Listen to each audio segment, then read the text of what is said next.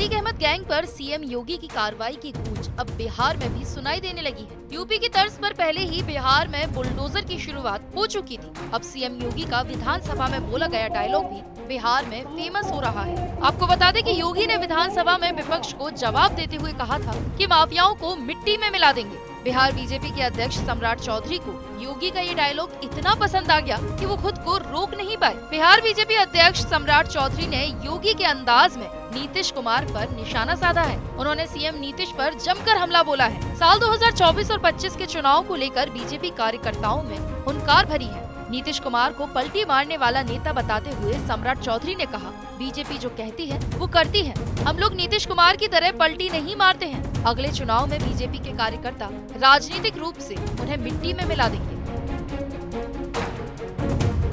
सम्राट चौधरी ने बिहार के पूर्व सीएम लालू यादव पर भी जमकर निशाना साधा है। नीतीश कुमार पर हमला बोलते हुए बीजेपी अध्यक्ष ने कहा कि नीतीश कुमार को 5 बार बीजेपी के कार्यकर्ताओं ने कंधे पर उठाकर राजभवन पहुंचाया कि आप सीएम बनो। 2020 का चुनाव था और नीतीश कुमार की पूरी लोकप्रियता खत्म हो चुकी थी। पीएम मोदी ने कई बार कहा कि आपको बहुत मेहनत करनी पड़ेगी बिहार में। तब नीतीश कुमार ने कहा हो जाएगा।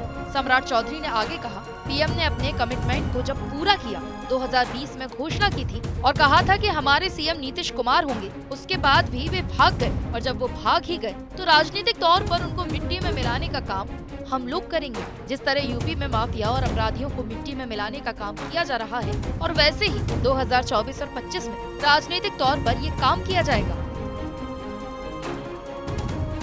53 साल के सम्राट चौधरी की अपनी राजनीतिक विरासत बहुत समृद्ध है। वो शकुनी चौधरी के बेटे हैं जो समता पार्टी के संस्थापकों में से एक रहे हैं। शकुनी चौधरी का नाम कुशवा समाज के बड़े नेताओं में शुमार है और वो खुद भी विधायक और सांसद रहे हैं। जेडीयू में रहते हुए साल 2014 में शकुनी चौधरी का नरेंद्र मोदी को लेकर एक विवादित बयान सुर्खियों में आया था, जो उन्होंने भागलपुर में चुनाव प्रचार के दौरान दिया था। शकुनी चौधरी के बेटे सम्राट चौधरी का प्रवेश सक्रिय राजनीति में 1990 में हुआ था। 1995 में सम्राट चौधरी को जेल भी जाना पड़ा था। ऐसा बिहार विधान परिषद की वेबसाइट कहती है। साल 2000 और 2010 में वो परबत्ता विधानसभा क्षेत्र से विधायक चुने गए थे। साल 2014 में वो नगर विकास विभाग के मंत्री रहे। साल 2018 में वो राजद छोड़कर बीजेपी में शामिल हुए और एनडीए सरकार में पंचायती राज मंत्री थे।